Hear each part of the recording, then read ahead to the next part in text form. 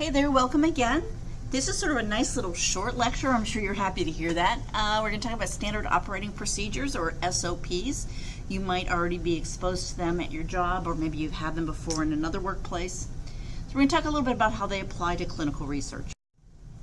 So what is the definition of an SOP?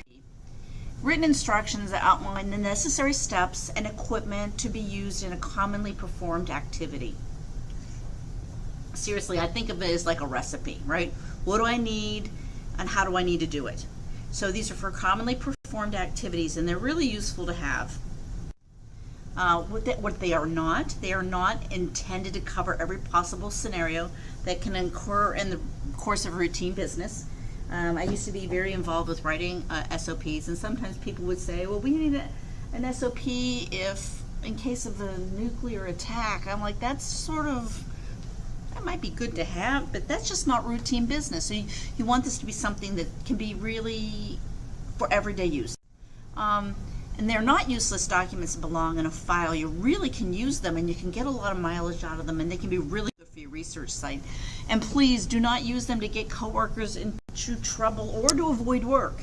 I've seen both of these scenarios play out where you say, well, Betty isn't doing A, B, and C, and it's in our SOP. And the other thing is, I'd love to help you, but I can't. That's not written in the SOP. So, we use them for what they're intended.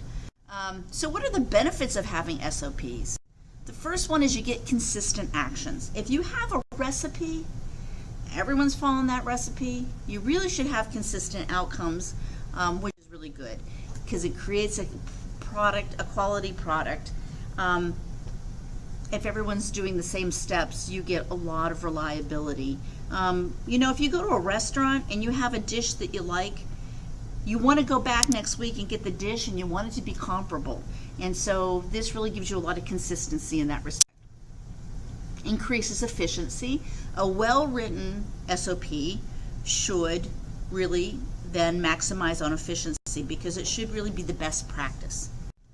Minimizes failures. Failures in and of themselves are not bad because you learn from them, but most businesses really try to avoid failures. So you'll have your SOPs written so that you can really be consistently successful. The SOP also indicates corporate expertise. So you can say everybody at this research site knows what they're doing because they follow our SOP. And in terms of clinical research, your SOPs are a wonderful way to be able to demonstrate to sponsors and to potential sponsors that your site knows how to be compliant with regulations. And that can be a huge selling point. And we haven't talked yet this semester about how a study starts up at a research site, but when sponsors are looking at potential investigators, SOPs really make a very strong statement that research site knows how to be compliant. So some of the drawbacks then of SOPs, it's not really a drawback, it's really more a drawback in sometimes how the SOPs are executed. SOPs can only give you all those nice, wonderful, glowing benefits if they're well worded and they're written well. So poorly written SOPs can actually be a bad thing. Out of date SOPs. Standard operating procedures will change with time. There will be new technology that's introduced, new practices that come into play, and the SOPs that are never brought up to date and that are written and they're 10 years old and half the steps don't count anymore and the equipment doesn't exist anymore, they're of absolutely no value. So they need to be kept in some type of a current manner.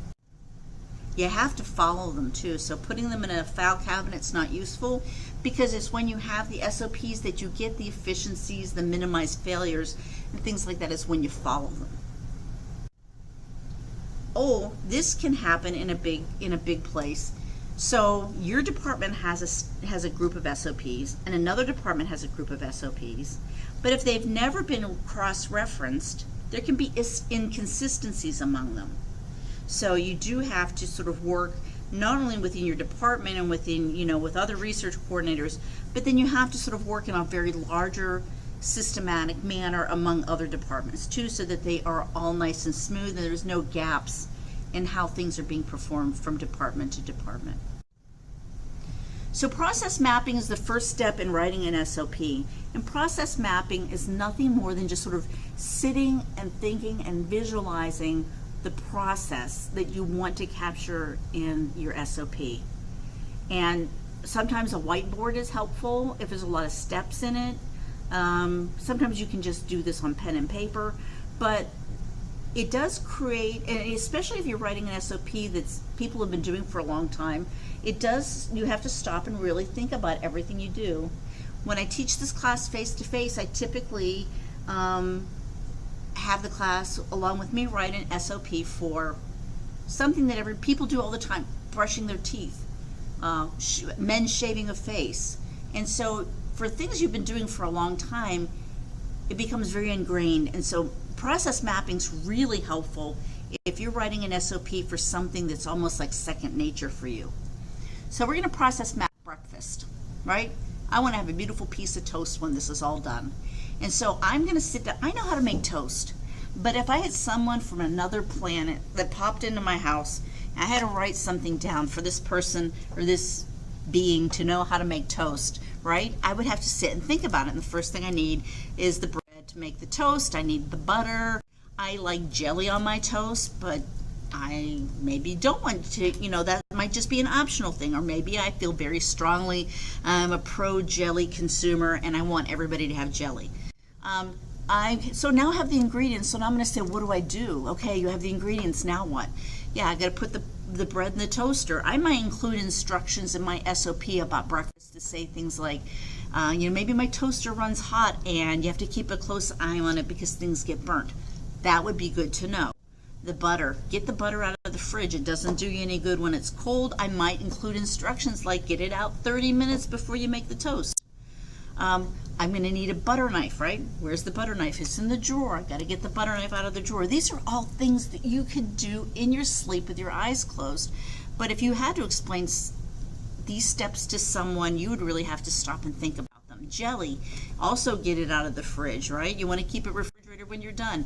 Hey, maybe and this is the case a lot of times in my refrigerator, I would recommend you check the expiration date on that jar to make sure it's really edible. So these are the kinds of things that I'm going to have to sit down. If it's a very complicated multi-step process, you might want to use a whiteboard to sort of think about how all those steps are interconnected. But this would be sort of my example of how I would start if I wanted to write a SOP about making toast for breakfast. So some elements of writing standard operating procedures, you want to use step-by-step, easy-to-read format. If you really want this to be a working document that people are going to use and not shove in a file cabinet, you want to make it step-by-step, easy to read. I read magazines, and when I look at a recipe, I want to glance at it and I want to see really quickly how hard is this going to be, right? I want to be able to glance at it while I'm doing it very easily and not have a lot of language to read. I want just the important information there. Again, you have to have just enough information, right?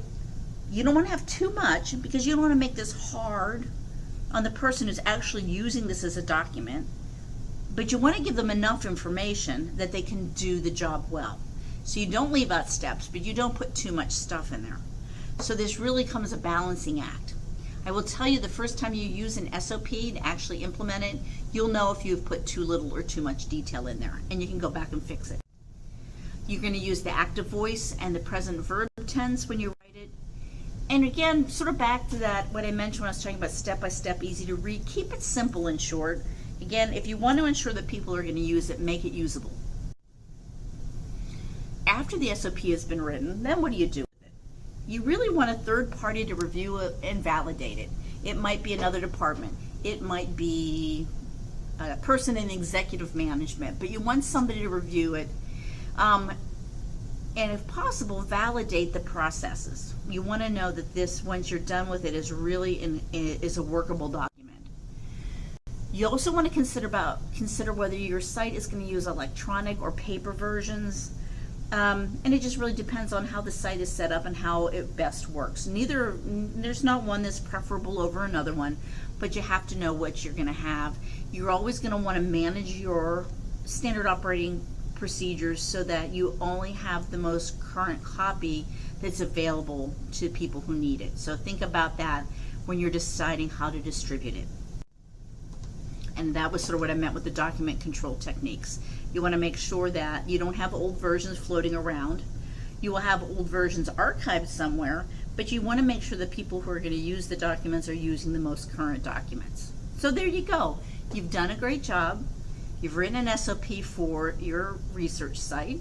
It's been reviewed and validated. You figured out how to distribute it. So good job. You can pat yourself on the back, but you're not really done. I know you think you're done, and it seems like you should be done, but there's one last really important step that is critical for a good SOP, and that's training. So you've done all this work, and it's beautiful, and you're proud like you just had a baby, but you still have to train people on how to use this SOP in order for it to be worthwhile. You're going to want to document the training. One of the things that sponsors are required by law is to find experienced, qualified investigators, and documenting that you trained, the staff has been trained on an SOP is one way to be able to say to your study sponsors, we're qualified to do a study. You can't really fully implement the SOP without training. And this aids you in audit preparedness. And we'll talk about audits later in the semester, but the training is going to be really important for you if you really want to make this a functional process.